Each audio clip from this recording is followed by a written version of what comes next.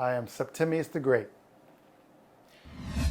Who is Septimius the Great? I'm from Baltimore, Maryland, low to middle income, in the hood type environment. I was slated for just a regular neighborhood urban boy life. But when I was in junior high school, I met what I now call my godfather. He helped me open up my mind. Like, did you know, when you're getting ready to go to high school, you don't have to go to your local zone school. You can apply for, I went to Polytech. And they were like, oh, Polytech is for white people, Asians, why would you go there? Your friend, you have no friends there. But I was always good in school. School came easy for me. So my parents was not close to my father. My mother was a functioning alcoholic. So I pretty much raised myself. And so I invented myself constantly throughout my early years of just who am I and what did I want to do? And I tried any and everything because I didn't know what I wanted to do. So when I met my godfather, he was like, you want to go to Poly?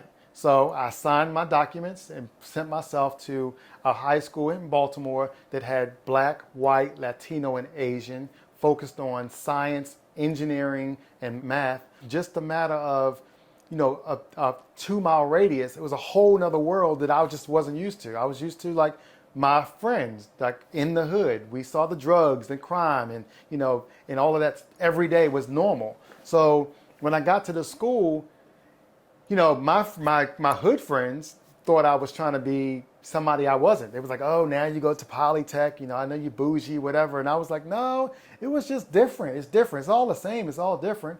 But I learned stuff like engineering, science, math that was something like triggered in me. I was really good at it. So I graduated from Poly and got a counselor, and my godfather was like, where do you want to go to college? My zone college would be Morgan State University, a legendary HBCU. But I said, how far can I go? So I said, I want to go to California. So no, I have no family, no connection, no nothing, but I wanted something different. So I applied to all these colleges in California because I had very good grades, and found myself in San Diego, California, Point Loma University, and did not do my research and found out that not only was I 3 of the 9 black or African American people on the entire campus, but it was also a private school. My mother funded it because she was, always a financial support for me, anything I wanted. But it was a religious school. So, no cussing, no dancing, no blah, blah, blah, blah, blah. And I'm like, okay, I'm coming from the East Coast where we kind of like, I'm from the hood, buck wild, we party, drink, blah, blah, blah, blah. I'm 18 years old. I'm going to California. I'm ready to let loose. So I went to this college and I learned, again, like being around in a private college, I had friends like, that were Asian and Latino and, a lot of white friends, of course, very little black. But they were like, oh, my dad's president of Pepsi-Cola. We're going out to the vineyards. And I'm like, I don't understand any of that. That was like a whole different language for me. But I didn't deny it, and I went along with it. And they became my friends, and it was a whole nother environment. And again, I enrolled myself into business classes because I was always fond about business, marketing, promotion, things like that. That's where I ended up in college. But my mom passed away, so I was out there for 1 year, had to come back to Baltimore.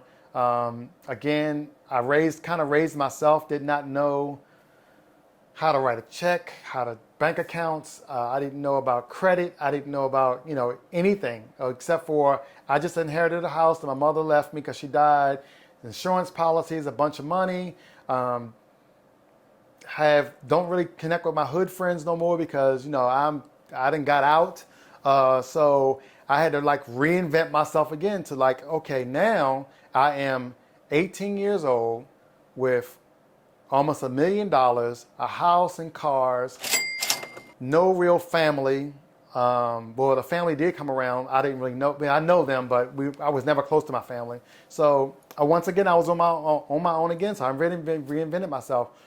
Blew all the money, stupid, just flying people all the way from Hawaii to California, just blew the money, just showboating, whatever.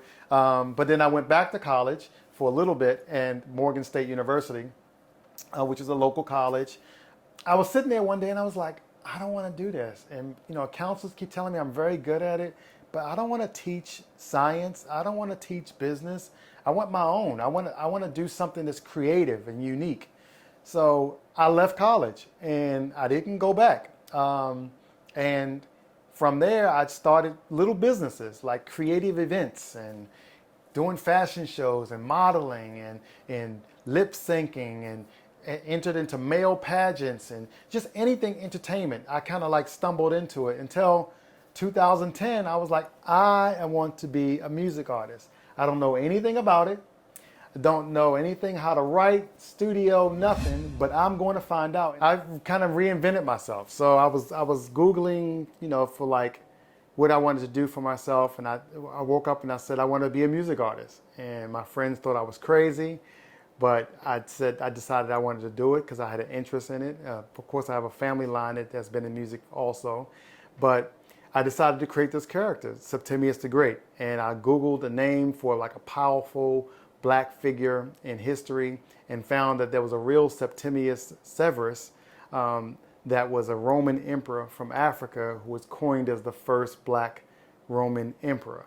So I said that would tie in perfect with my modeling, my fashion, the music industry now going into the whole album. And I created this whole brand of Septimius the Great.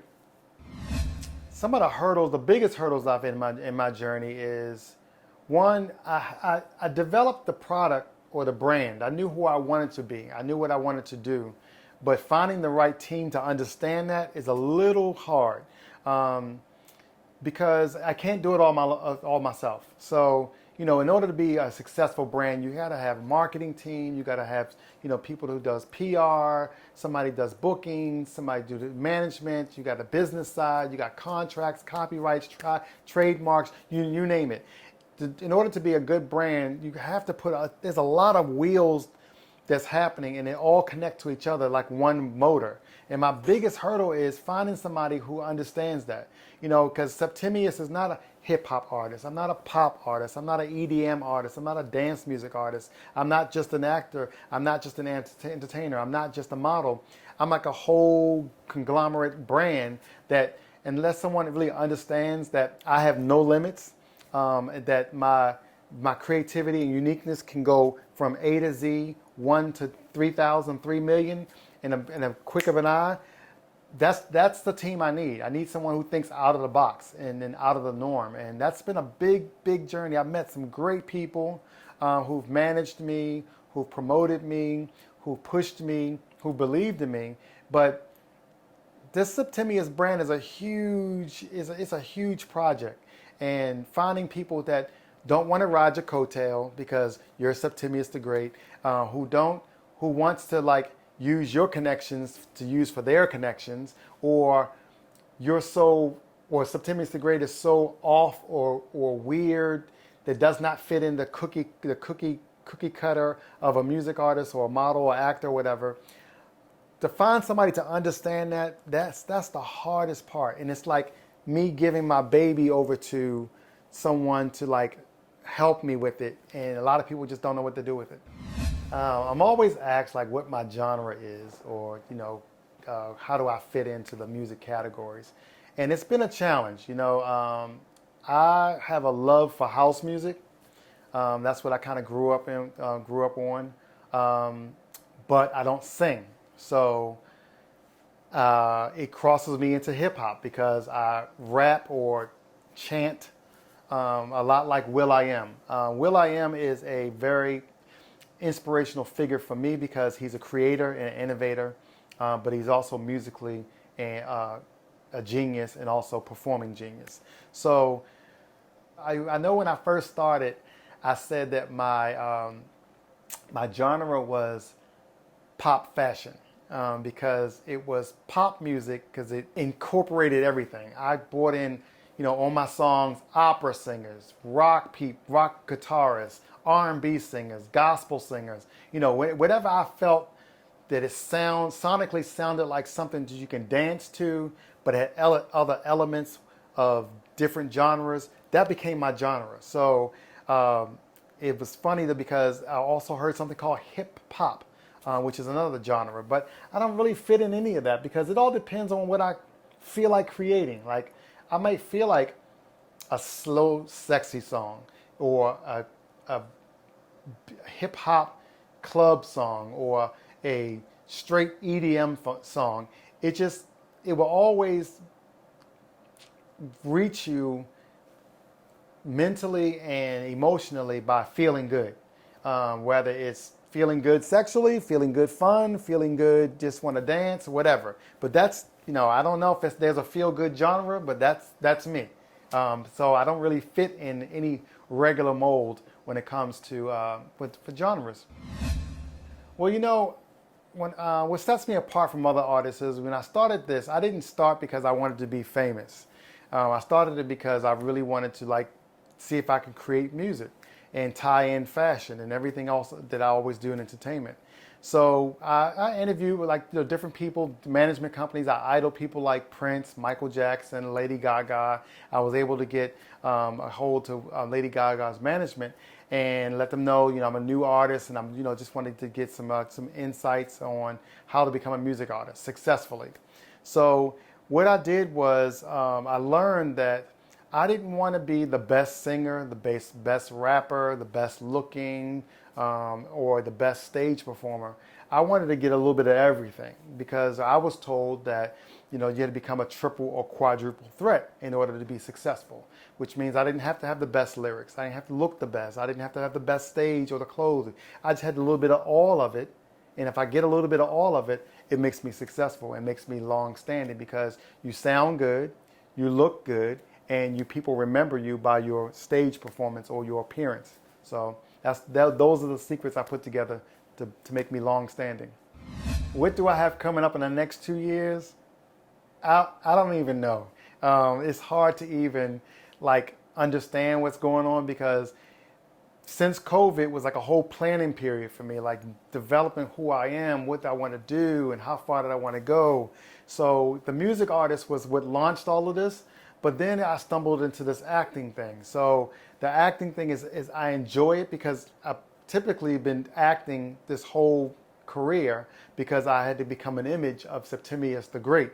So acting kind of just went right along with it, along with the modeling and the music and everything else. So in 2 years, so much is happening on a daily basis, it's hard to even say. I just know that the major things going on, I'm part of the Grammy Association now. I've been part of, 9 times on the FYC Grammy ballot. I've been getting multiple awards for music awards, for the Indie Channel Music Awards and awards, award shows all over.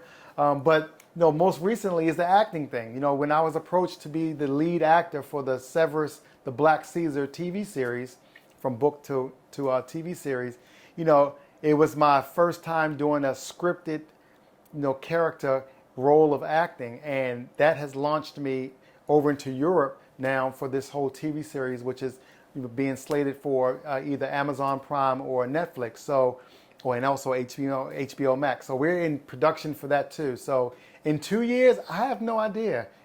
Septimius the Great could be an astronaut. I don't even know. It's just I go wherever the flow is, but I know that what I enjoy is entertainment. So if that's going to be musically, acting, modeling, or just an overall entertainer, I'm going to go there. So 2 years, this train is going to move a lot faster than I am right now. I have no idea where we end up. but always check your TV screens. Always check your Spotify, Pandora, or any music platforms that you do because I'm constantly sending out new materials on all of my social media, no matter what avenue it's going to be.